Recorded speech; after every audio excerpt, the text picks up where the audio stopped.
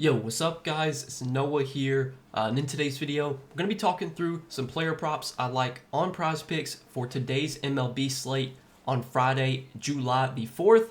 Happy July 4th to everyone going to be, celebrating today.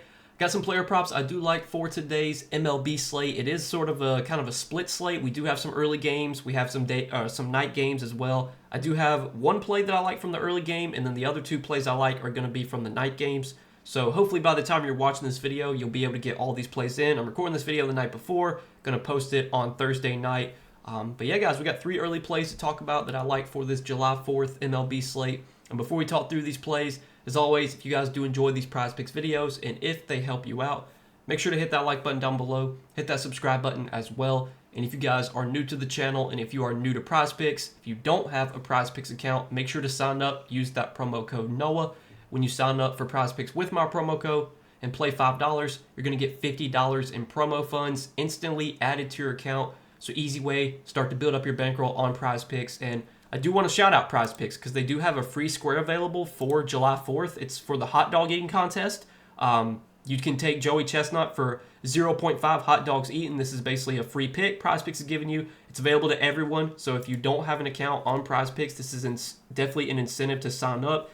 Use that promo code NOAH, get your $50 in promo funds, and then take advantage of this free square while it is available. It looks like it's going to be up until 12 or 12:30 Eastern time on Friday, so you'll have around until noon to get this play in. So use that free square while it is still available. And again, go sign up for Prizepicks, guys, and use that promo code NOAH if you have not yet. And then I do also want to give a quick shout out to Sleeper because we do have a partnership with Sleeper as well. You guys can go sign up for Sleeper. Use promo code NOAH over there, and you'll get your first deposit matched up to $100. So whatever you put in on your first deposit, Sleeper will match it up to $100. If you want to put in $100, they'll give you an additional $100 to play with. So now you got a $200 bankroll to work with, and this is a way you can start to try and build up that bankroll on Sleeper. Use that deposit bonus to your advantage.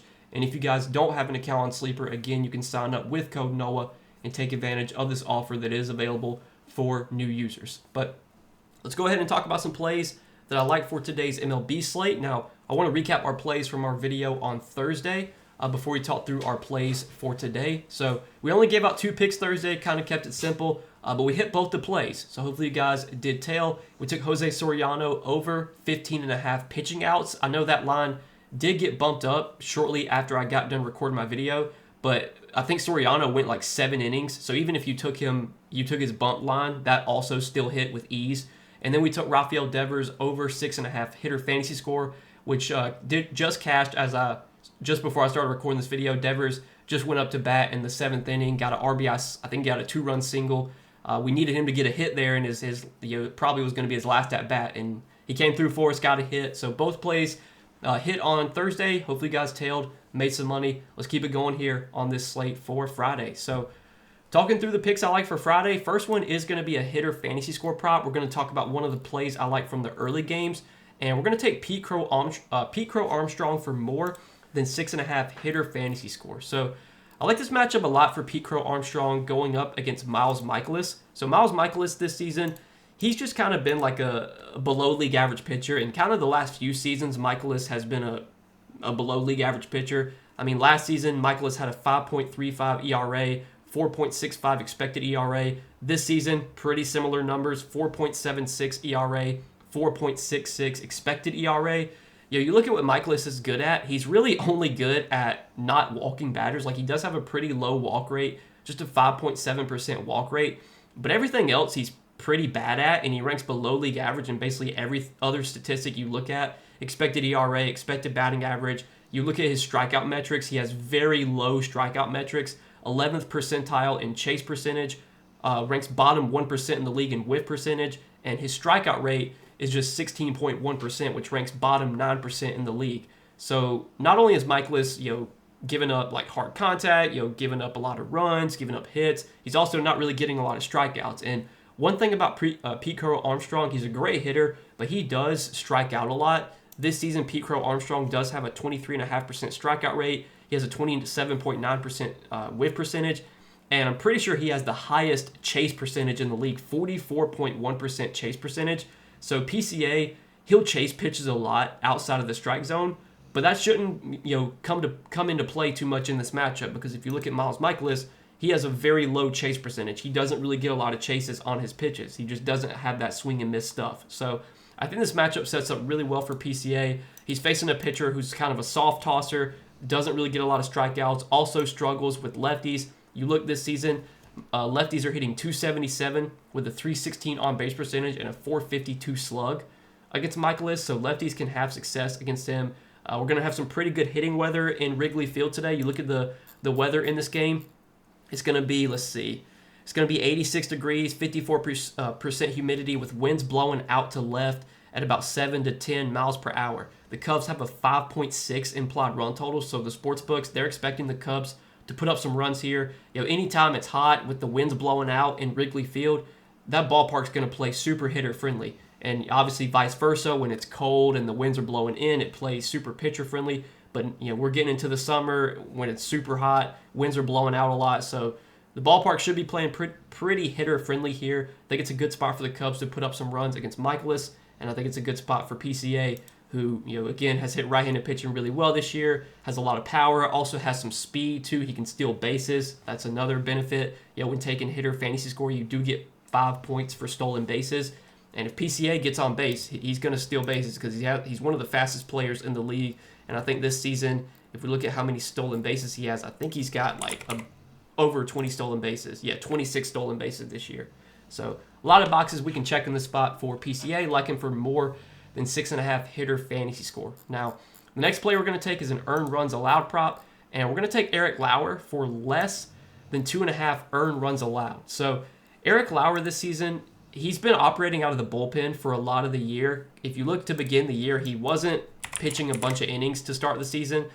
He's been operating out of the bullpen. He did throw 4 innings to start the season, and then kind of since then he's just been operating as kind of a reliever, only throwing like 40 to 50 pitches, only going like 3 to 4 innings.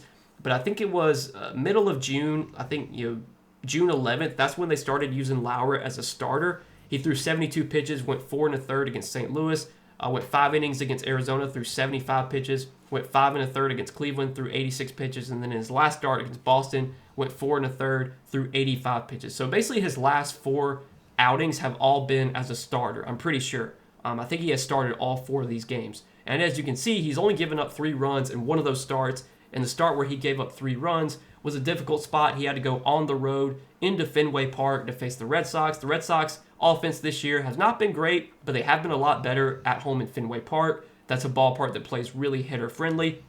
Well, now Lauer's going to be getting a home matchup against the Angels. And this season, the Angels have been a below-league average offense.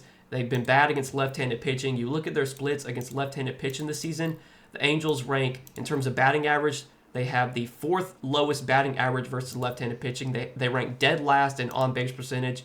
They rank, in terms of slugging, they do rank 7th in slugging, so they have shown a little bit of power versus lefties, but they rank 17th in OPS. And then WRC+, the Angels rank 21st in WRC+. So definitely towards the bottom of the league in most offensive metrics, dead last in on-base percentage, so they're not really getting on base a lot against lefties. So I think this sets up as a really good matchup for Eric Lauer, who's been pitching pretty well this season. Overall, he's been good. If you look at his expected ERA, 3.35, which ranks in the 72nd percentile.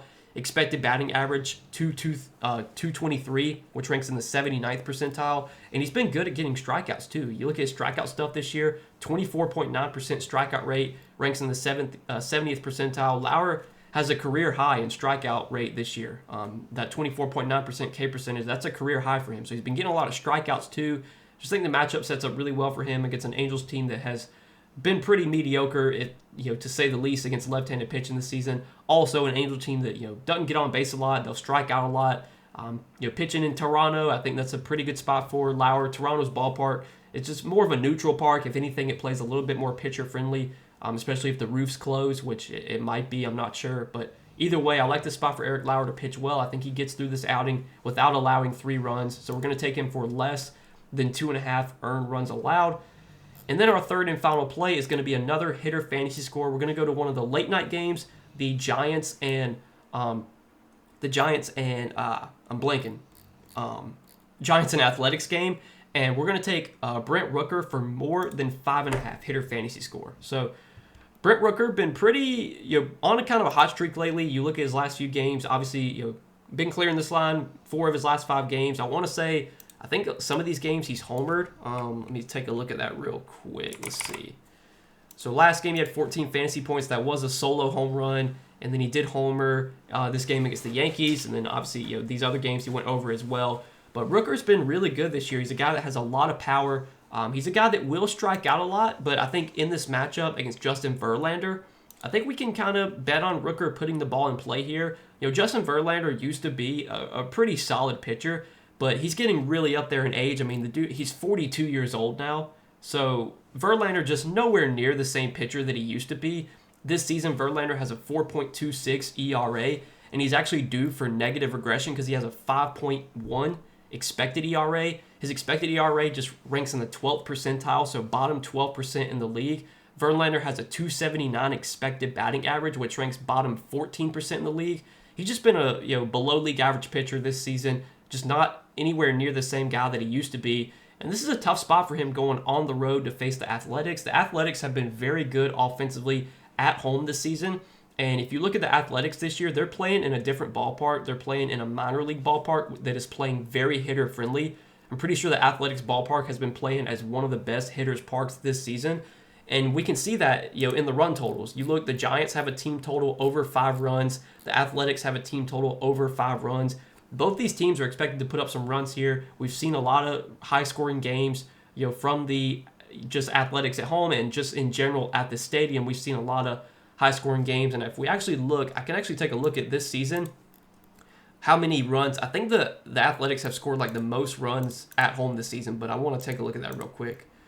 So at home, let's see. The Athletics have, okay, they're not quite up there as I thought they would be, but they're 13th in runs scored at home this season.